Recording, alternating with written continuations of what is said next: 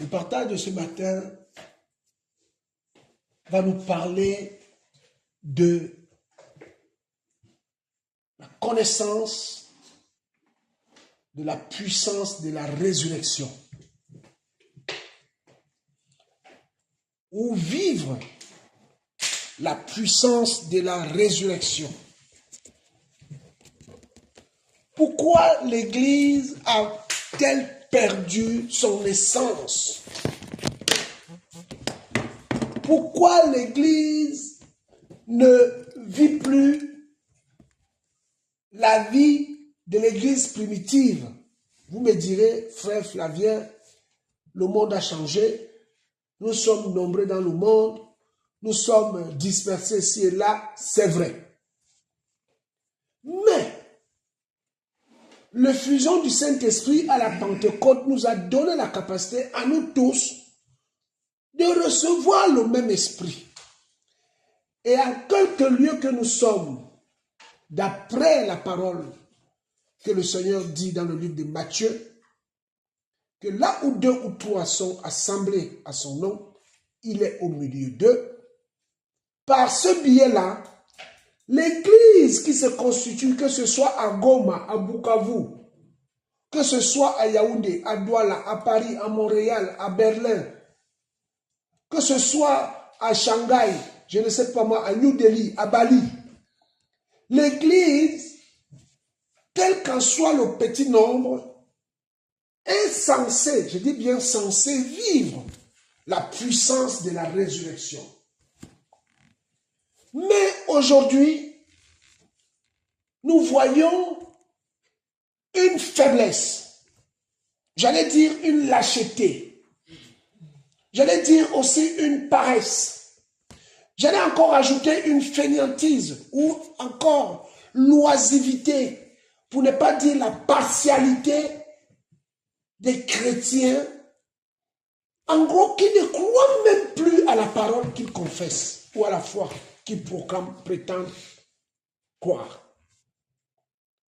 L'Église est vidée de son essence qui fait son ADN, la foi en Yeshua.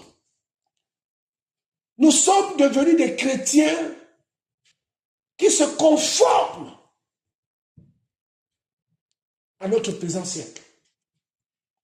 Mais nous savons pertinemment que la Bible déclare dans le livre d'Hébreux que Yeshua est le même hier, aujourd'hui et éternellement. C'est-à-dire que la puissance de la résurrection, la puissance de la croix, le rachat qui a été opéré à Golgotha il y a de cela 2000 ans, a commencé à exercer sa puissance rédemptrice par notre père Abraham, en commençant même par Noah, même par Adam depuis l'Éden, et nous aujourd'hui et demain lorsqu'il viendra. Ces hommes qui hier ont fait preuve de foi, la Bible nous parle dans le livre d'Hébreux chapitre 11, des héros de la foi. La Bible prend, n'est-ce pas, en exemple ces femmes qui ont recouvert la vie de leur mari, quoique mort, par le moyen de la résurrection, ces femmes de prière. La Bible parle de ces femmes-là qui ont fait appeler Pierre à Joppé pour prier pour Tabitha. Et Pierre va prier pour Tabitha, Tabitha va retrouver la vie. Ça, c'était l'Église primitive. Aujourd'hui, lorsque nous parlons de la réforme de l'Église, nous parlons, n'est-ce pas, de John Wesley. Cet homme, ou encore d'autres prophètes comme les Simon Kibangu, des hommes de foi qui opéraient des miracles. Mais aujourd'hui, ces hommes-là, ça c'est le Jésus d'hier. Mais le même Jésus qui dit, il est le même hier, où est le Jésus d'aujourd'hui? Où est l'égal de le Jésus d'hier à aujourd'hui? Nous ne parlons pas du futur parce que le futur, c'est quand il viendra. Mais nous, les vivants, nous parlons de maintenant, en nous référant à ce qui est passé. Lorsque Élisée va prendre le manteau, hériter le manteau d'Élie, et Élie va être enlevé au ciel, il va se retrouver face au Jourdain. Et la Bible déclare qu'à cette époque, le Jourdain débordait des deux côtés. Et il va dire, où est donc passé l'Élohim d'Élie? Où est passé le Dieu d'Élie? Il va prendre le manteau. Où est le Dieu d'Élie? L'Élohim d'Élie que Élie me montrait, je voyais comment il agissait avec lui. Si c'est le même Elohim que Élie m'a laissé ce manteau, qu'il se manifeste. La Bible dit quoi? Lorsque Élisée va frapper le manteau sur le Jourdain va se séparer. Et les fils des prophètes qui étaient en face vont se prosterner. Et ils vont comprendre que l'onction qui était en Élie est passée en qui? En Élisée. Où est donc l'église, la puissance de la résurrection, où des hommes comme Pierre et Yohanan pouvaient aller dire à cet homme qui était assis devant le temple, je n'ai ni or, ni argent, mais ce que j'ai, je te le donne. Au nom de Yeshua, lève-toi et marche. En fait, ce que je parle là, je ne le parle pas avec enthousiasme, mais je le parle étant malheureux, confus au plus profond de moi. Si nous, chrétiens, et moi-même le premier qui parle, nous ne voyons pas la puissance de la résurrection que les Paul ont manifesté, que les Timothée ont manifesté, que les Pierre ont manifesté, nous avons un sérieux problème. Alléluia. Je vais prendre un peu d'eau. Le Seigneur n'a pas changé, mais c'est nous qui avons changé.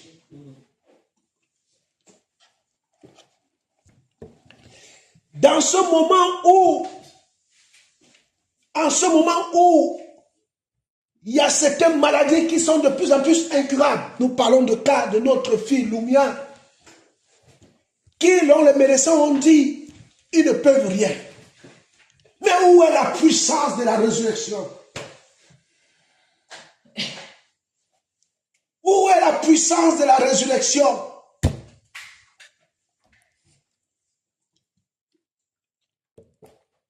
Où est cette puissance?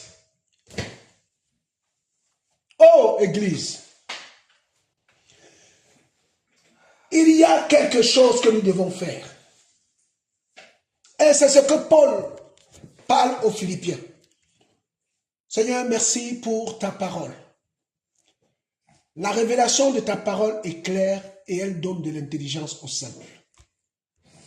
Père, ce matin, au lieu de lire cette Bible, mais nous voulons être lus par ta parole, dans nos cœurs, afin que nous puissions connaître, saisir et savoir là où nous avons manqué le coche, la marche que nous avons loupée avec toi, afin que tu agisses en nous et avec nous. Parce que la Bible déclare, Seigneur, ta parole, que nous sommes ouvriers avec toi dans ton champ. Mais quel est cet ouvrier qui peut s'accaparer du champ de son maître et que le maître ne vienne pas regarder comment il travaille pour qu'il lui rende compte? Ça veut dire que le maître n'est pas content du travail de son ouvrier. Père, nous te prions ce matin. Révèle-nous, Père, s'il te plaît,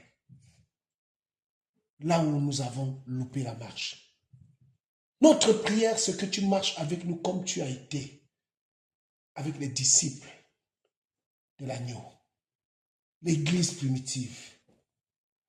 Comme tu as été avec les 12, les 70, comme tu as été avec l'équipe apostolique de Paul, de Barnabas, d'Apollos, comme tu l'as été avec les fils de Lévi. Papa, visite-nous. Que toute la gloire te revienne.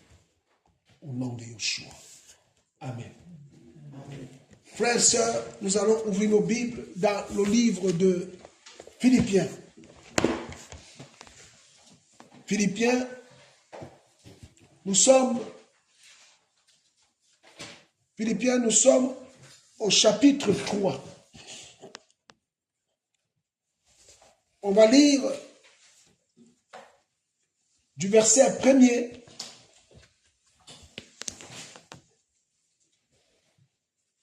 jusqu'au verset 11. Ma sœur, je ne sais pas, tu es disposée à lire? S'il te plaît. Philippiens, chapitre 3, du premier verset au verset 11. Amen. À l'autre voix, parce que j'enregistre, s'il te plaît. Au reste, mes frères, réjouissez-vous dans le Seigneur. En effet, vous écrire les mêmes choses n'est pas pénible pour moi, et pour vous, c'est une sécurité. Prenez garde aux chiens, prenez garde aux mauvais ouvriers, prenez garde à la mutilation. Car c'est nous qui sommes la circoncision, nous qui servons Elohim en esprit, et qui nous glorifions en Mashiach et Yoshua, et qui ne nous confions pas en la chair. Bien que j'ai aussi confiance dans la chair. Si quelqu'un d'autre pense se confier dans la chair, à plus forte raison moi.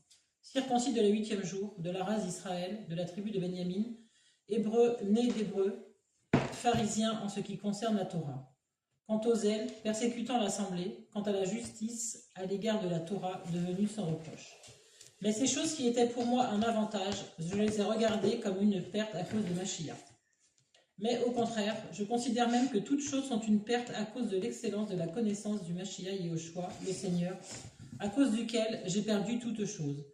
Et je les considère comme des excréments des animaux, afin de gagner Mashiach, et d'être trouvé en lui, ayant non pas ma propre justice, celle qui vient de la Torah, mais celle qui est par la foi du Mashiach, la justice qui vient d'Élohim par la foi, pour le connaître, lui, et la puissance de sa résurrection et la communion de ses souffrances, en devenant conforme à lui dans sa mort, pour arriver en effet, par n'importe quel moyen, à la résurrection d'entre les morts. Alléluia. Amen. Le verset 10 dit quoi? Je vais chercher la version seconde dans le livre de Philippiens, le verset 10. Paul parle, Philippiens, nous sommes... Oh, je ne trouve pas second ici. Tu peux lire, mon frère, le verset 10, s'il te plaît. Afin de connaître Christ et la puissance de sa résurrection et la communion de ses souffrances, en devenant conforme à lui dans sa mort pour parvenir. Ok. Prends le verset 8, s'il te plaît, mon frère, jusqu'au verset 9. Verset 8. Et même, je regarde toutes choses comme une perte, à cause de l'excellence de la connaissance de Jésus-Christ, mon Seigneur, pour lequel j'ai renoncé à tout. J'ai renoncé à tout. Et je les regarde comme de la boue, afin de gagner Christ. Alléluia. Et d'être trouvé en lui, non avec ma justice, celle qui vient de la loi, mais avec celle avec celle qui s'obtient par la foi en Christ, la justice qui vient de Dieu par la foi. Amen. Paul dit que pour connaître la puissance, pour vivre la puissance de la résurrection, il a renoncé, il a tout perdu. Et même ce qu'il n'a pas perdu, et donc ce qu'il pouvait avoir de valeur pour lui, il a regardé ça comme quoi? De la boue. Alors, n'oublions pas que la boue là est la même boue que le Seigneur a pris pour nous former. C'est-à-dire que David pouvait dire que lorsque j'étais aux entrailles de la terre, alors que j'étais informe, tes yeux me voyaient déjà. Le Seigneur a pris la boue que nous étions, informes, et il nous a formés, il nous a forgés, et il a mis en nous son esprit. Il nous a allumés pour que nous devenions des âmes vivante. Donc, qu'est-ce que Paul veut dire? Paul veut dire que ce que nous considérons être quelque chose, c'est nous, par notre imagination, qui pensions être quelque chose en ce que nous voyons. Mais en réalité, la vraie valeur des choses, c'est le Seigneur qui les donne. Alléluia. Et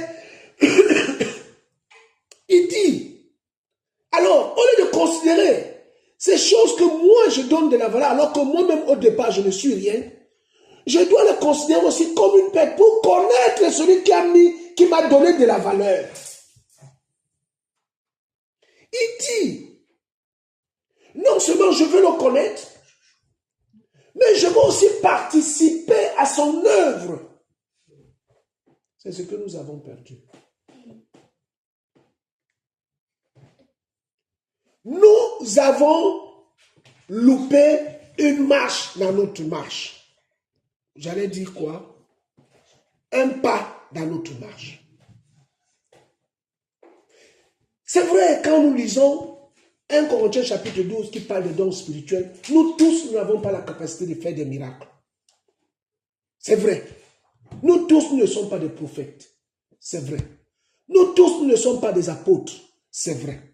Nous tous, nous n'avons pas la capacité à présider. C'est vrai. Mais il faudrait que chacun de nous, à qui le Seigneur s'est révélé, pour connaître la puissance de la résurrection du Seigneur, nous devons être conformes à quoi? À sa mort. Et Paul donc dit que tout ce qui avait de valeur, voilà pourquoi il dit ici, au plus haut, au verset 4, il dit quoi? Ma soeur, tu peux lire le verset 4 jusqu'au verset 6, s'il te plaît. Philippiens, toujours. Le Philippiens, chapitre 4, chapitre 3, autant pour moi, du verset 4 au verset 6. Amen. Amen. Bien que j'ai aussi confiance dans la chair, si quelqu'un d'autre pense se confier dans la chair, à plus forte raison moi. Circoncis dès le 8e jour, de la race d'Israël, de la tribu de Benjamin, hébreu né d'hébreu, pharisien en ce qui concerne la Torah. Quant au zèle, persécutant l'assemblée, quant à la justice à l'égard de la Torah, devenue sans reproche. Voilà. Paul dit que il était un homme de la grande classe. Mais toutes ces choses-là, pour qu'il puisse être utile à son maître, pour qu'il puisse être utilisé par son maître, il a renoncé à tout. Regardez ce que Paul dit dans le livre de Galates. Nous sommes dans le livre de Galates. Nous sommes, merci Seigneur, Galates, chapitre 1er. Galates, chapitre 1er.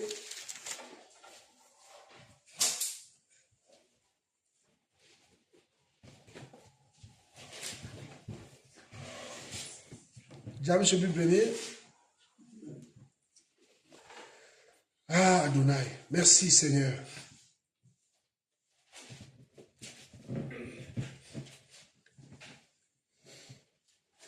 Nous sommes à partir du verset 11. On va lire jusqu'au verset 18. Galates 1er, verset 11, verset 11 à 18. Mais je vous fais connaître, frères, que l'évangile qui a été annoncé par moi n'est pas selon l'être humain. Car je ne l'ai reçu d'aucun être humain, personne ne me l'a enseigné, mais par le moyen de la révélation de Yahushua Mashiach. Car vous avez entendu parler de ma conduite autrefois dans le judaïsme, parce que je persécutais excessivement l'assemblée d'Élohim et la ravageais. Et j'étais plus avancé dans le judaïsme que beaucoup de ceux de mon âge et de ma race, étant le plus ardent zélateur des traditions de mes pères. Mais quand il a plu à Elohim, il m'avait choisi dès le ventre de ma mère, et qui m'a appelé par sa grâce, de révéler en moi son Fils, afin que je le prêche parmi les nations. Immédiatement, je ne consultais ni la chair ni le sang. Et je ne montais pas non plus à Jérusalem vers ceux qui furent apôtres avant moi, mais je partis pour l'Arabie, et je revins encore à Damas. Amen. Amen. Ah oui, Damas, oui, verset 18. Ensuite, Oui. 3 ans après, je montai à Jérusalem pour faire la connaissance de Pétros et je demeurai chez lui 15 jours. Amen.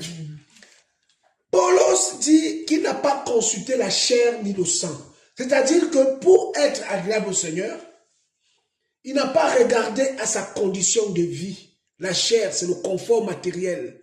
Tous les biens, tout. Enfin, je vais dire quoi? Toute notre organisation, tout notre confort. Et le sang, c'est la vie. Il n'a pas eu peur de la mort. Mais il a affronté le désert. Quand il parle du désert, il parle du désert d'Arabie. Paul le dit. C'est pourquoi il dit ici que tout ce qui avait de l'importance pour lui, il parle ça aux Philippiens, il a regardé ça comme la boue. Il faut savoir que Paul, pour qu'il puisse être élève chez Gamaliel, était d'une grande classe. Parce qu'à l'époque, pour connaître un métier, il fallait que tes parents soient, n'est-ce pas, bien aisés. Et Paul était élève chez Gamaliel. Et il était un faiseur de tentes. La Bible le déclare dans le livre des Actes là-bas. Mais tout ça, tous ces biens-là, Paul n'a pas regardé à ça. Mais il dit que pourquoi il n'a pas regardé à ça? Pour connaître la puissance de la résurrection, connaître la mort et être conforme à son maître. Prenons le livre de Matthieu, nous sommes au chapitre 6. Matthieu chapitre 6, nous lisons le verset 33. Matthieu 6, 33. Oui. Mais cherchez premièrement le royaume d'Élohim et sa justice, et toutes ces choses vous seront ajoutées. Cherchez premièrement le royaume d'Élohim et sa justice. En fait, nous avons reçu un jour à Bressuire un pasteur qui venait de la Palestine. Enfin, Samuel, je crois que tu te souviens. Ce monsieur nous avait dit ce jour-là que vous ici, non, il venait de l'Égypte, non, d'Algérie, il venait de l'Algérie. Il venait de l'Algérie ou du Maroc, quelque chose comme ça. Il dit que vous ici, non, la Palestine, vous venez au culte, vous venez prier parce que vous avez un trou dans votre emploi du temps. Parce que s'il faut aller accompagner vos enfants faire le sport, vous allez d'abord aller accompagner vos enfants faire du sport avant de penser même à venir prier. Mais nous, et il nous a posé la question, quel prix vous coûte de venir à l'assemblée? Mais nous, pour nous réunir, on sait quand on part, on ne sait pas si on va revenir. Parce que nous sommes persécutés. Donc à chaque fois, nous lisons la Bible, nous nous rassemblons avec les frères pour lire la Bible. Nous ne savons pas si nous allons retrouver nos enfants à la maison.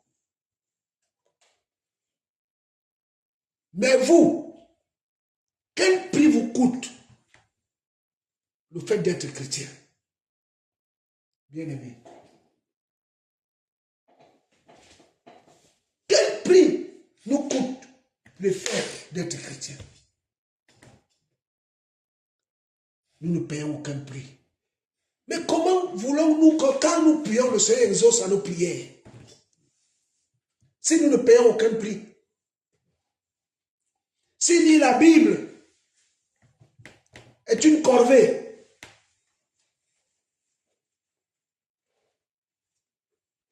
hé, Église, regardez, ma soeur, prends s'il te plaît le livre de Jean.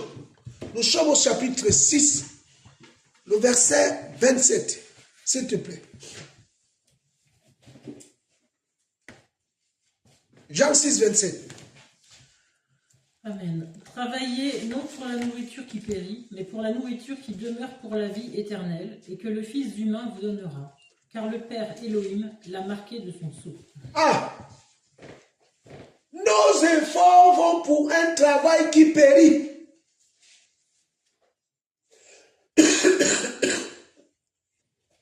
Comment on va faire? Tu pars au travail.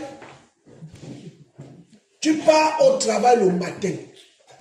Tu portes des sacs de ciment là-bas, des sacs d'engrais. Je ne sais pas qu'est-ce que tu portes. Tu portes. Pharaon te donne 30 minutes ou 1 heure, il faut manger. Tu repars encore. Tu tapes les palettes, bou, les cloueurs te cassent la tête toute la journée.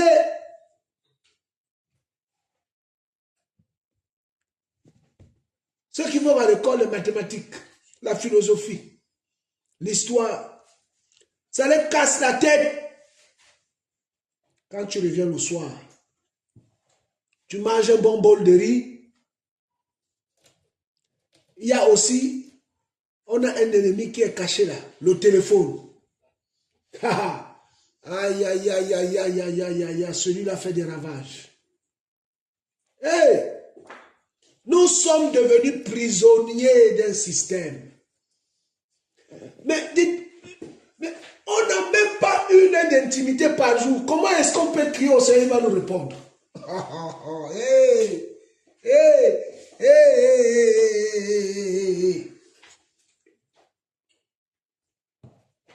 Le Seigneur dit que travaillons pour la nourriture qui ne périt pas.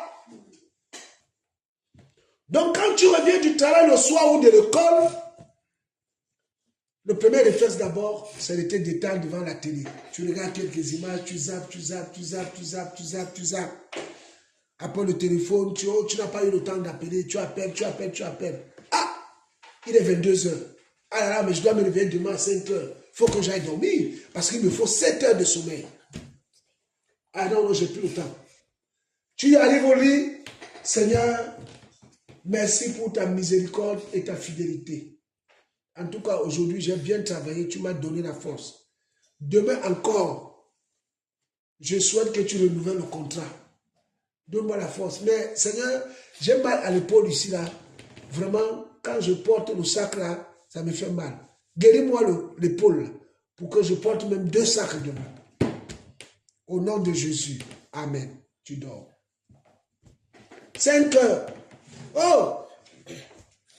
Oh, j'ai pas fait ma gamelle et tout. Pour prier, te voilà encore, même pas 1 minute.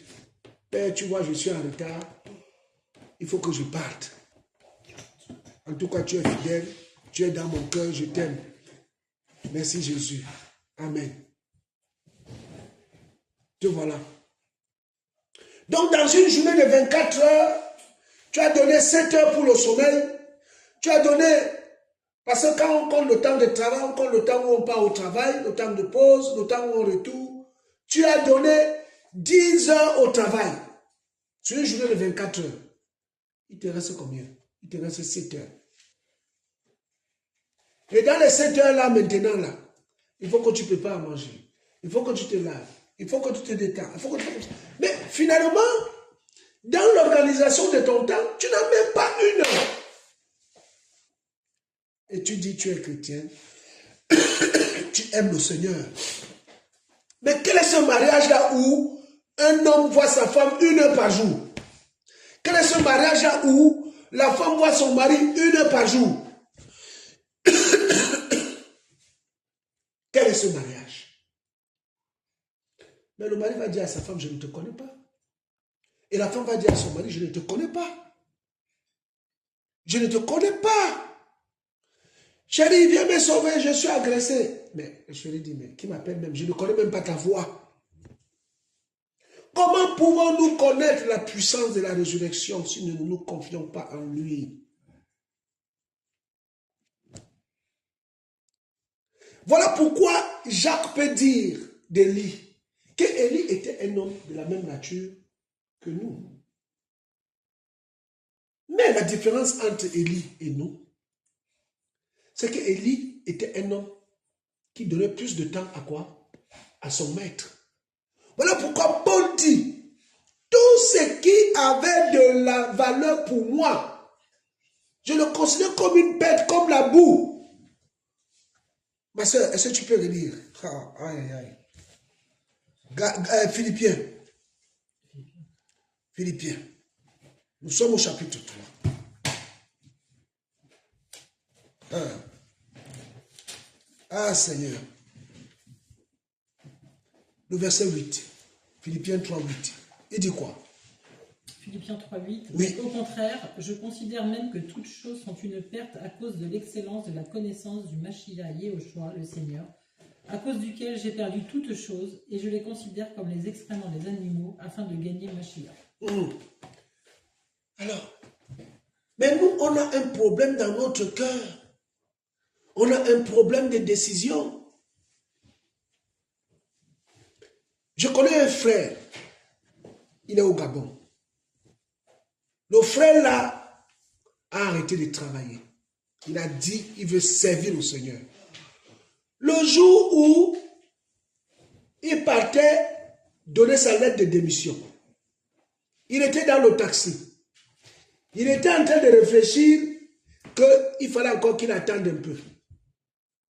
Que vraiment, ce qu'il est en train de faire là, ses collègues de travail lui ont dit, mais attends, mais tu es fou? Tu vas vivre comment? Tu vas faire comment? Et là, il y a un taxi qui le double. Un taxi. On fait ça même.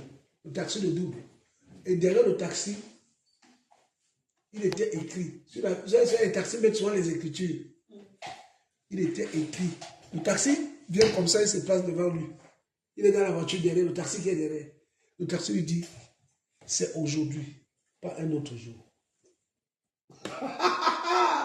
il a lu le message là. Après le taxi est parti. Il a compris qu'il a donné la lettre de démission.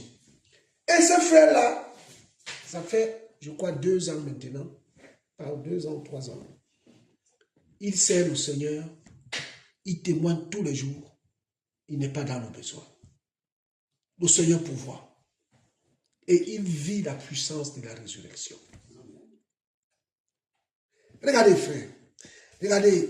Vraiment, prends ma soeur, s'il te plaît. Nous sommes dans le livre de Matthieu. Matthieu, nous sommes chapitre 13. On va prendre le 44e au 45e verset. Matthieu. Matthieu chapitre 13. Tu peux lire, s'il te plaît? Verset 44, verset 45. Matthieu 13. Le royaume des cieux est encore semblable à un trésor caché dans un champ. L'être humain qui l'a trouvé le cache et, dans sa joie, il s'en va et vend tout ce qu'il a et il achète ce champ.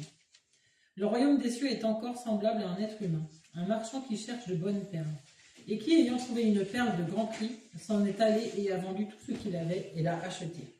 Bien-aimé, qu'est-ce que nous sommes prêts à vendre pour connaître l'excellence du Mashiach et la puissance de sa résurrection?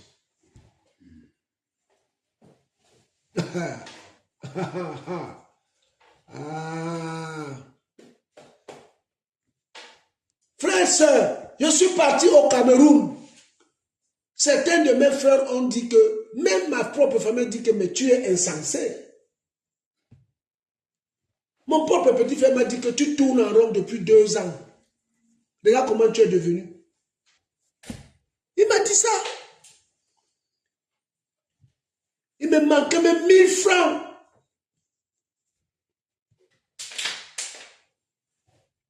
On roule dans une voiture qui n'a pas de chauffage pendant l'hiver où la portière ne se ferme pas.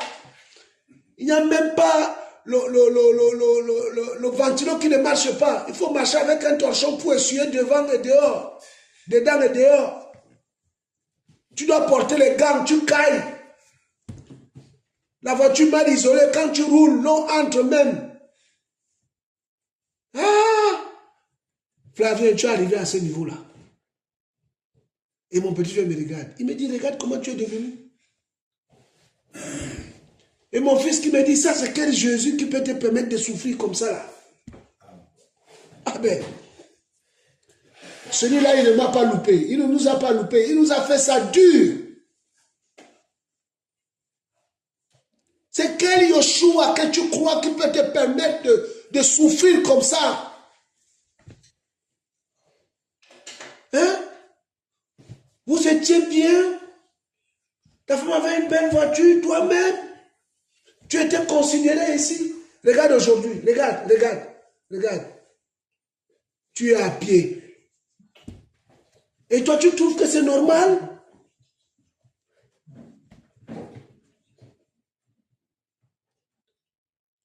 Ma mère m'a dit, tu es venu chercher quoi ici? Tout le monde fuit l'Afrique et toi, tu viens ici? Mon fils, qu'est-ce qui se passe? Mais tu ne pourrais pas servir ton Dieu étant là-bas et venir ici comme ça? Tu es venu faire quoi ici?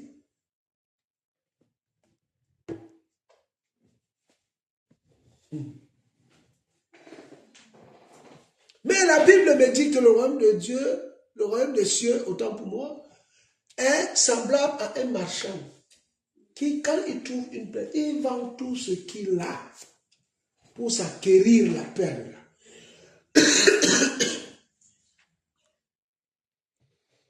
Eh oui, connaître la puissance de la résurrection. Et Paul dit, pour connaître lui et la puissance de sa résurrection et la communion de ses souffrances, en devenant quoi? Conforme à lui dans sa mort, pour arriver en effet, par n'importe quel moyen, à la résurrection d'entre les morts. Mais aujourd'hui, le système mondial, ici en France, donne 5 semaines de vacances à l'année. Et dans les 5 semaines de vacances, l'employeur a le droit de donner 2 semaines de suite. Et les autres, tu négocies avec lui. Voilà. Parce que on a des crédits partout. On donne même des crédits. Déjà pour payer la maison, la location. Le courant, le manger, le carburant, les voitures. Si tu ne travailles pas, tu vas faire comment? Donc quand tu calcules tout ça, tu mets le poids des charges à droite. Tu regardes le prix à payer pour l'évangile à gauche. Dans certaines familles même, ça crée des problèmes. Tu veux aller là-bas, hein? Tu es insensé. Comment? N'est-ce pas la Bible dit que personne ne peut construire une maison s'il s'assied et ne pense aux dépenses. Mais toi, tu pars comme ça. Qui va payer ça? Mais on va vivre comment? On va faire comment? Je connais un frère. Le Seigneur lui a demandé de rentrer dans son pays pour prêcher l'évangile. Son épouse a refusé. Son épouse lui a dit, en tout cas, si tu pars là-bas, va pour toi. Moi, je reste ici. Et le mariage, comme tu pars comme ça là, adieu. Le frère a dormi, il a réfléchi, il a dit au Seigneur, Seigneur, en tout cas, je ne suis pas prêt. Et aujourd'hui, il est où? En perdition. Lorsque le Seigneur t'appelle à son service, obéis. Laisse les dégâts. Lui-même, il va gérer le service après-vente. S'il te dit rentre. Mais ça ne veut pas dire que ça va être facile. Il y a un prix à payer. Mais lui-même, il sait le temps de l'humiliation et le temps de l'élévation. Et Paul dit, Il dit au verset 12, non que j'ai déjà reçu cela, ou que je sois déjà rendu parfait, mais je cours pas pour le saisir. Et c'est pour cela aussi que j'ai été saisi par le Mashiach Yeshua. Donc il dit, frère, au verset 13, pour moi, je n'estime pas moi-même l'avoir saisi, mais une seule chose compte, oubliant en effet les choses qui sont en arrière et me portant vers celles qui sont devant. Je cours vers le but pour le prix de l'appel céleste d'Elohim en Yoshua Mashiach. Il dit, quand nous répondons à l'appel du Seigneur, c'est-à-dire que quand nous disons que nous sommes chrétiens, nous devons être d'un cœur unique, pas partagé. Le Seigneur ne se partage pas son amour, il ne partage pas son amour. Jean dit que tu ne peux pas dire que tu aimes le Seigneur et l'amour du monde soit encore en toi. Il dit que celui qui aime le monde, l'amour du Seigneur n'est pas en lui. Donc comment alors les Paul, comment les filles de Philippe, Philippe avait 4 filles vierges, les 4 filles prophétisaient. Même aujourd'hui nos enfants, moi je demande à mes enfants, mais vous n'avez pas de songe? Vous n'avez pas de songe, les enfants? On prie, on vous enseigne la parole. Mais vous dormez, vous n'avez pas de songe, pas de prophétie.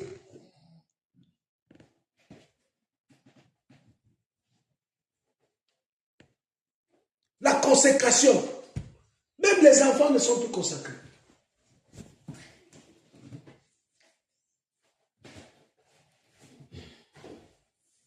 Nous avons loupé une marche dans notre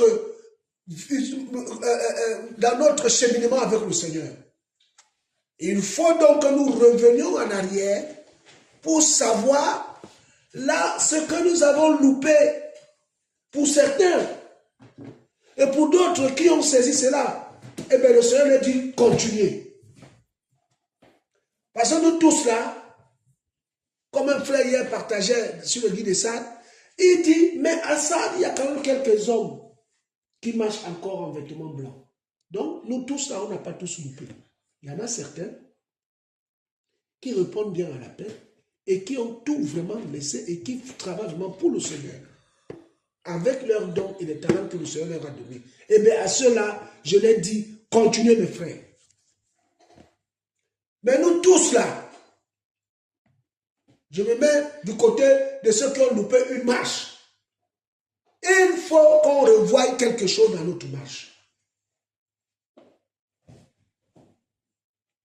Nous sommes devenus des chrétiens de bouche.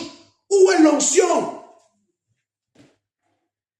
Où est l'onction? On fait des débats de télévision, on va parler avec les imams à la télé, maintenant c'est ça, oh la Bible a dit. Et Paul dit que l'évangile que je prêche ne consiste pas en parole mais en puissance.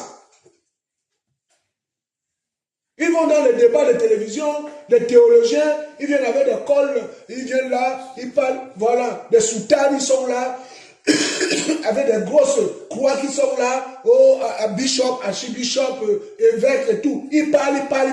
Ils ne peuvent même pas chasser un petit démon. Pour chasser un petit démon, il dit, oh, donne-moi le sel, il faut faire ceci. On a vu le Seigneur demander le sel pour chasser un démon.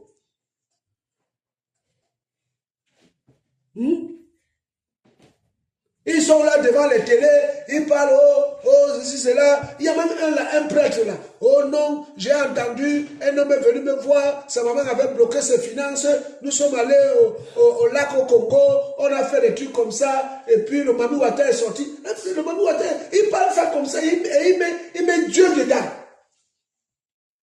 Des sorciers comme ça.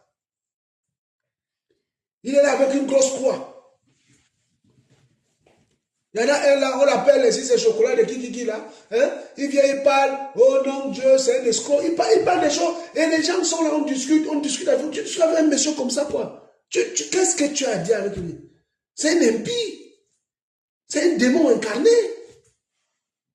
Paul dit que la prédication de la croix ne consiste pas en parole. C'est en puissance. Mais pour vivre cette puissance-là, il y a un prix à payer. Mais il n'y a pas le prix à payer que, oh non, il faut vendre ton enfant dans les trucs, les rites. Le Seigneur a dit, vous ne passerez pas vos enfants par le feu. C'est interdit. Ce n'est pas parce que tu donnes beaucoup de dîmes, ce n'est pas ça. Ce n'est pas ça qui intéresse le Seigneur. Ce qui intéresse le Seigneur, c'est ta vie consacrée. Lui montrer que tu l'aimes, tu l'aimes, tu l'aimes. Tu l'aimes. C'est-à-dire que tu as 5 semaines de vacances à l'année. Bon, organise-toi. Voilà, organise-toi. Si le Seigneur te met en cœur d'aller dans une ville, va, évangélise. Travaille, je ne sais pas moi. Si tu te mets à cœur de t'occuper des sans-abri, va, fais-le. C'est la grâce, c'est le talent qu'il t'a donné. Donne de ton temps, donne de ton argent. Et enfin, je ne sais pas moi. Fais-toi mal pour lui. Mais nous, on veut être chrétiens sans se faire mal pour le Seigneur. Il y a des hommes, par exemple, je suis en train de donner des hommes comme pasteur qui fuient tout. On le cherche, on veut le tuer parce qu'il est pasteur. Il abandonne tout, ses terres, ses maisons. Il fuit dans un autre pays. Il y a un prix à payer. Et un homme comme ça qui a tout laissé, qui a fui, vous allez lui mettre devant un mort, il va prier pour le mort va se... Toi, tu vas venir, toi, tu le fais, et puis le mort ne se réveillera pas. Parce que le Seigneur connaît que lui, il paye le prix. Regardez, lorsque la Sunamite a eu son enfant qui était mort, Élisée a donné le bâton à Géasi. Il lui a dit, va, fais comme ça, l'enfant va se réveiller. Géasi est parti. Géasi a fait rien. Oh, il revient à Élisée, il dit, mais l'enfant n'a pas... Il vient retrouver Élisée en chemin. Alors Élisée dit, mais l'enfant s'est réveillé. Il dit, mais non, l'enfant n'a pas. Il dit, mais comment ça? Mais j'ai fait tout ce que tu m'as dit de faire. Mais l'enfant ne s'est pas réveillé. Non. Ok. Élisée est revenu faire la même chose qu'il avait dit à Géasi. Ce qu'il avait lui vu faire Élie faire. Il a fait la même chose, lui aussi Élisée. Mais pourquoi? Pourquoi l'enfant s'est réveillé avec Élisée et pas avec Géasi? Et pourquoi l'enfant s'est réveillé avec Élisée comme il s'est réveillé avec Élie? Mais parce que Géasi ne payait pas le prix. Quand il a vu Naaman venir avec les mallettes d'or, il a dit, voilà ce que je cherchais. Il n'a pas voulu continuer à manger le foufou avec l'huile rouge et le sel. Il a vu les mallettes d'or. Il a dit non, laisse pour moi ici les vêtements, laisse-moi quelques talents d'or, d'argent, on a des gens à recevoir, on va faire ça. Il a pris. Avant même qu'il ne fasse ça, le Seigneur connaissait la disposition de son cœur, qu'il était faux. Voilà pourquoi l'enfant ne s'est pas réveillé.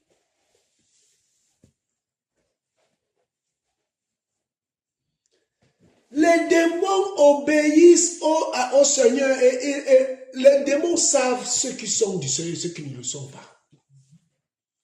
Ils le savent.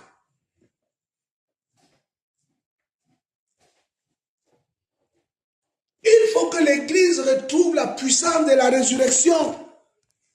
La puissance de la résurrection. Il faut que l'Église, regardez, on va finir avec un livre, dans le livre de Romains. Nous sommes au chapitre 6. Romains chapitre 6, le verset 1 à 7. S'il te plaît. Romains 6, 1 à 7. Tu peux lire s'il te plaît, ma soeur. Romains 6, 1 à 7. Que dirons-nous donc? Demeurerons-nous dans le péché afin que la grâce se multiplie? Que cela n'arrive jamais. Nous qui sommes morts au péché, comment vivrons-nous encore en lui? Ou bien ignorez-vous que nous tous qui avons été baptisés en Machia lié au choix, avons été baptisés en sa mort? Nous avons donc été ensevelis avec lui par le moyen du baptême en sa mort, afin que, comme Machia est ressuscité des morts par le moyen de la gloire du Père, de même nous aussi nous marchions en nouveauté de vie. Car si nous sommes nés ensemble, avec lui en devenant semblables à sa mort, nous le serons aussi à sa résurrection. Sachant que notre vieil être humain a été sacrifié avec lui, afin que le corps du péché soit inactif et que nous ne soyons plus esclaves du péché. Car celui qui est mort est justifié du péché. Prends Éphésiens, s'il te plaît. Nous sommes dans le livre d'Éphésiens, chapitre 1. Nous allons lire du verset 17 au verset 22. Éphésiens 1, 17 à 22, s'il te plaît. Éphésiens 1. Hein? Afin que l'Élohim de notre Seigneur Yahushua Mashiach... Prends un peu plus haut. Ouais, prends un peu plus haut, s'il te plaît. 15. Oui. C'est pourquoi, ayant aussi entendu parler de la foi que vous avez en notre Seigneur Yahushua et de l'amour que vous avez envers tous les saints, je ne cesse de rendre grâce pour vous, en faisant mention de vous dans mes prières. Afin que l'Élohim de notre Seigneur Yahushua Mashiach, le Père de gloire, vous donne l'esprit de sagesse et de révélation dans sa connaissance précise et correcte. Qu'il illumine les yeux de votre intelligence, afin que vous sachiez quelle est l'espérance de sa vocation, et quelle est la richesse de la gloire de son héritage dans les saints. Et quelle est l'excellence grandeur de sa puissance envers nous, qui croyons selon l'efficacité de la puissance de sa force souveraine, qu'il a déployée avec efficacité en Mashiach, quand il l'a ressuscité des morts et qu'il l'a fait asseoir à sa droite dans les lieux célestes, au-dessus de toute principauté et autorité et puissance et seigneurie, et au-dessus de tout nom qui se nomme, non seulement dans l'âge présent, mais aussi dans celui qui est à venir. 22. Il a aussi soumis toutes choses sous ses pieds, et il l'a donné pour tête au-dessus de toutes choses à l'assemblée, qui est son corps, et la plénitude de celui qui remplit tout en tous. La Bible déclare, bien-aimé, je vais lire la version seconde à partir du verset 17. Afin que l'Élohim de notre Seigneur Yahushua Hamashiach, Père de gloire, vous donne un esprit de sagesse et de révélation dans sa connaissance, qu'il illumine les yeux de votre cœur pour que vous sachiez quelle est l'espérance qui s'attache à son appel. Quelle est l'espérance qui s'attache à son appel? Quelle est la richesse de la gloire de son héritage qu'il a réservé aux saints? Nous avons la méconnaissance des promesses que le Seigneur a fait à ses enfants. Paul a eu l'expérience. Si nous lisons le livre de 2 Corinthiens au chapitre 12, s'il te plaît ma soeur, 2 Corinthiens chapitre 12, Paul va parler de cette expérience. Quelle espérance il a eue? 2 Corinthiens 12. Nous sommes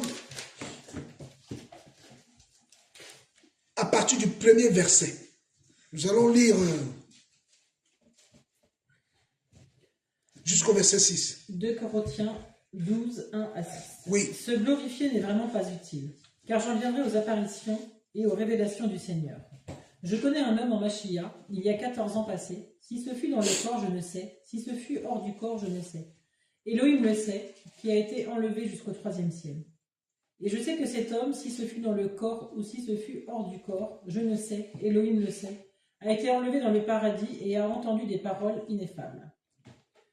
Ce qui n'est pas légal pour l'être humain d'en parler. Je me glorifierai d'un tel homme, mais je ne me glorifie pas de moi-même, si ce n'est dans mes faiblesses. Car si je voulais me glorifier, je ne serais pas un insensé, car je dirais la vérité. Mais je m'en abstiens, afin que personne ne m'estime au-dessus de ce qu'il me voit être et de ce qu'il entend dire de moi. Frère, sœur, Paul avait connu, le Seigneur lui a permis de connaître des choses. Il y a un chanteur congolais, maintenant qui est devenu, je ne sais pas comment, l'Ifoko du ciel. Il avait chanté un chant. Il dit, je n'ai jamais vu un homme passer près de la croix et rester le même. Il dit, je n'ai jamais vu un homme qui est passé près de la croix, contempler la croix, avoir communion aux souffrances du Mashiach et rester le même. Frère, si tu as des problèmes de caractère, de comportement, de confiance et de foi, va refaire un tour auprès de la croix. Tu n'as pas bien vu. Paul ne pouvait pas rester le même. Le Seigneur l'a ravi au 3e ciel. Il dit qu'il a entendu, il a vu des choses dont le Seigneur n'a même pas donné la permission de parler. Alors je lui demanderai ce jour, apôtre Paul, mon frère, dis-moi ce que tu avais vu. Mais je vois déjà sa réponse. Il me dit, mais ce que j'avais vu, c'est ce que tu es en train de vivre là. On y est là. On y est. Nous sommes dans la félicité. Mais en attendant, pour vivre ces choses-là, j'avais fait un songe un jour. Le songe là, j'ai fait un songe, on était dans un programme. Et là, je vois un frère, on donnait, c'était le temps de manger. Et là, je vois un homme. On me dit, c'est apôtre Paul là-bas, qui est en train de manger. Je vois un frère qui est considéré au milieu de nous. Je tairai le nom. Lui aussi prend la nourriture, il part, il s'assoit à côté de l'apôtre Paul. On le sait, il commence à manger. On était en rang. Moi, quand je viens avec mon plat, parce que moi, je voulais aller m'asseoir à côté d'eux pour écouter ce qu'ils sont en train de parler à deux. Moi, je viens avec mon plat. Quand on me sert à manger, on me dit non, toi, on ne te donne pas à manger. Je dis, mais pourquoi? On me dit, tu n'as pas encore beaucoup travaillé.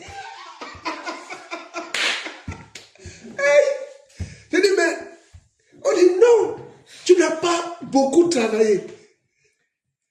Quand tu vas travailler, c'est comme si la femme là savait que je vais aller m'asseoir là-bas. Il me dit, quand tu auras travaillé comme les deux là, tu pourras me prendre, on pourra te servir à manger et tu vas t'asseoir avec eux. Je dis donc, je n'ai rien. Il me dit, oui, tu n'as rien. Avancez. Parce qu'il y avait encore. Donc, en fait, je me suis levé, je dis, mais. Et il m'a dit, tu n'as pas encore assez travaillé pour que tu manges. On m'a refusé la nourriture. Il y a d'autres qui disent dans le songe, oh, si tu es en train de manger, c'est la sorcellerie. Moi, le songe là, on m'a refusé la nourriture. Donc, je devais être content. Mais moi, je me réveille le matin, je suis fâché. Donc, je vois l'apôtre Paul et ce frère-là, ils sont en train de parler et ils mangent. Et c'est l'apôtre Paul qui parlait et le frère était en train de secouer la tête comme ça. Comme s'il écoutait ce que l'apôtre Paul disait. Et moi, je viens avec mon plat. Je me souviens, j'avais une assiette à l'aluminium. Je viens, il y avait une table comme ça, donc on mettait la nourriture. Je crois que c'était des légumes. Je vais étendre mon plat. On me dit, monsieur, la femme me dit, mon frère, toi, tu n'as pas mangé. Je dis, mais c'est pas possible. Qu'est-ce qui se passe? Tu n'as pas assez travaillé. Quand tu vas travailler, nous aussi, on te donnera à manger et tu vas aller t'asseoir là-bas et tu vas manger. Je continue, Marie. Donc, Paul dit qu'il a entendu des choses, il a vu des choses. Mais ma soeur, mon frère, toi aussi, pour voir ces choses-là, il faut regarder les autres choses comme de la boue. Qui est prêt à vivre la puissance de la résurrection et être conforme à son maître? Le Seigneur dit que tout disciple accompli sera comme qui? Comme son maître. Donc si je ne parle pas ici, je ne mets pas l'accent sur le miracle, mais je mets vraiment l'accent dans la foi et l'exercice des dons et des talents que le Seigneur nous a donnés. Tout le monde n'a pas reçu le don de miracle. Tout le monde ne l'a pas reçu. Il y a ceux qui l'ont reçu. Mais toi, mon frère, ma soeur, qui écoute ce message ce matin, est-ce que tu exploites à fond le don que le Seigneur t'a donné? Connaître la puissance de la résurrection et être conforme à sa mort. Pour si nous puissions parvenir un jour à la résurrection de mort. Alléluia.